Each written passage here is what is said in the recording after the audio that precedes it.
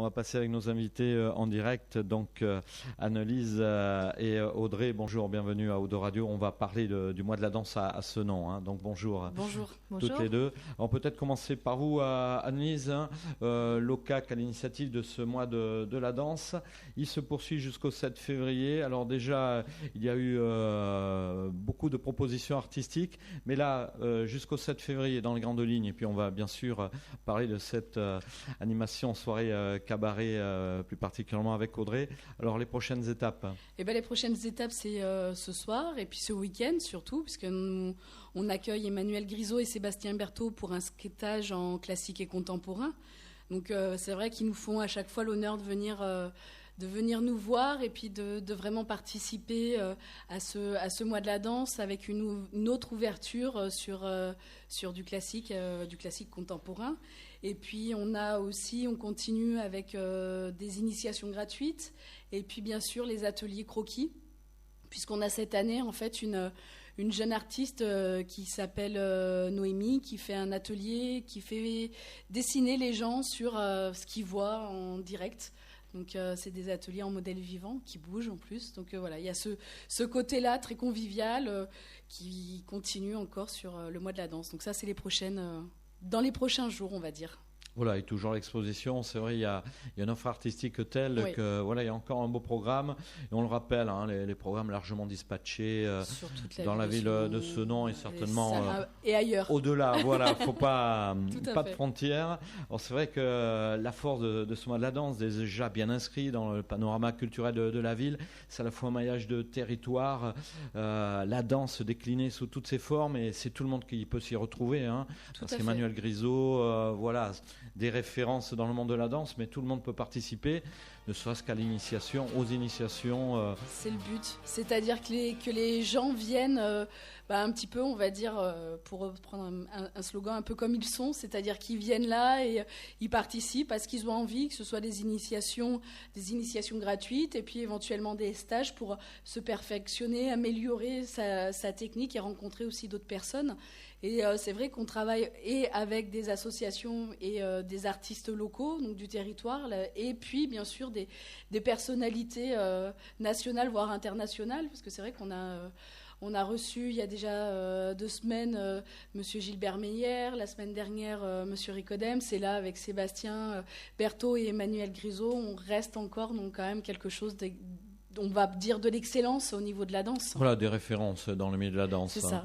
Voilà, mais tous les jeunes qui participent seront les Gilbert et voilà, Emmanuel les futurs, tout à fait. de demain. Ben oui, mais c'est ça aussi la transmission. Alors Audrey, la passion de la danse depuis toujours? Oui, depuis toujours. Moi j'ai commencé la danse classique à l'âge de 7 ans, jusqu'à mes 18 ans. Puis en fait j'ai décidé de partir à Paris pour faire carrière. Donc aujourd'hui ça fait donc 15 ans que je suis danseuse professionnelle. J'ai eu la chance de travailler au Moulin Rouge et au Lido notamment. Et donc, depuis cette année, j'ai décidé de mettre en place une nouvelle activité qui est inspirée de mon expérience professionnelle, justement, et qui s'appelle le Fit & Cabaret. Donc, le Fit & Cabaret regroupe des exercices physiques et de la danse de cabaret. En fait, il se compose en 2 parties. La première partie, on fait vraiment des exercices cardio et dynamiques, mais via la danse aussi. Et en deuxième partie, je demande aux élèves de mettre des talons et on commence à apprendre à marcher, à danser avec des talons. Donc le but, en fait, est pour les femmes de se dépenser tout en laissant exprimer leur féminité. Alors ça, c'est ce jeudi. Hein. Alors ce soir, voilà, au Château Palmer à 20h30, je donne un cours d'initiation gratuite. Et toutes les femmes sont les bienvenues, qu'elles aient déjà dansé ou jamais. Voilà, c'est la question que j'allais poser. Hein. Ça serait souvent pour inciter, on dit mais venez comme vous êtes, voilà, pour reprendre. Non mais là pour le coup, venez vraiment comme vous êtes. Hein, voilà, et c'est vrai que c'est le premier pas, sans faire de jeu de mots, premier pas de danse bien sûr qui compte.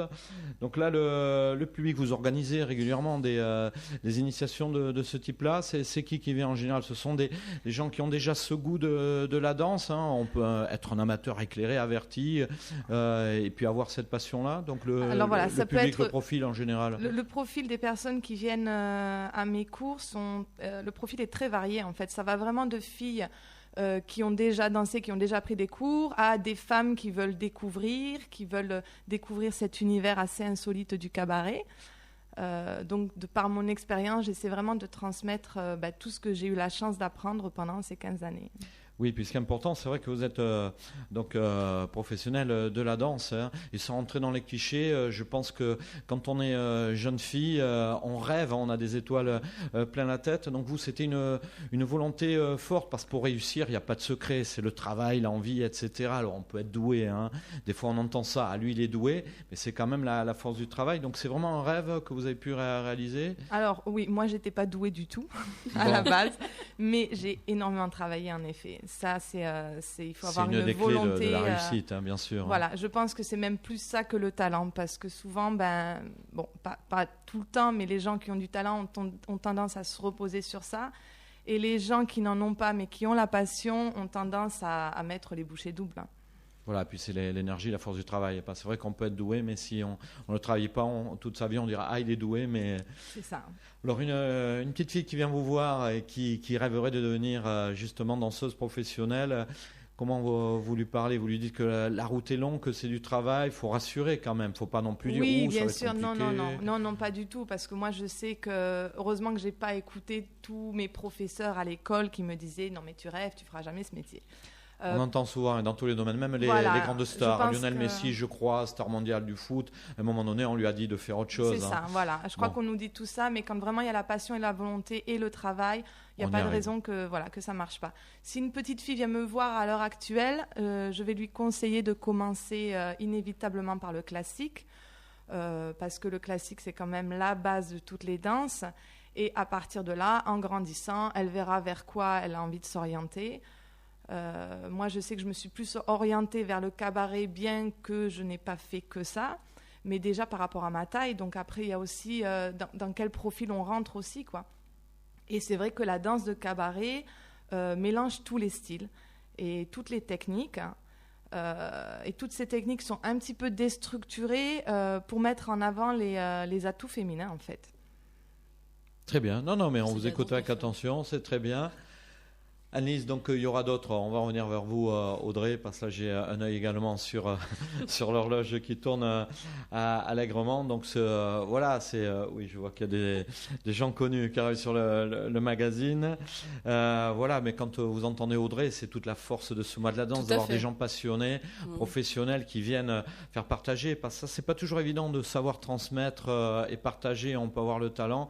Ça, c'est la force des professeurs, et encore des initiations gratuites. Alors ce soir, bien sûr. Oui, il y a ce soir. Il y a déjà à 19h30 avec Nathalie qui fait de l'afro-contemporain. Donc il faut venir pour essayer cette nouvelle danse. Donc c'est pareil, c'est un mélange, c'est une ouverture, c'est encore quelque chose qu'on découvre. Et puis Audrey qui a déjà fait le cours, l'initiation la semaine dernière, qui recommence ce soir. Donc c'est vrai que c'est ça, c'est-à-dire qu'on a la chance d'avoir sur le territoire des personnes qui savent transmettre, qui savent donner leur envie, leur passion, et qui ont envie de faire partager ça au cours d'initiation, au cours de stage, et puis après de voir comment est-ce qu'on peut s'implanter pour le faire passer à plus de personnes.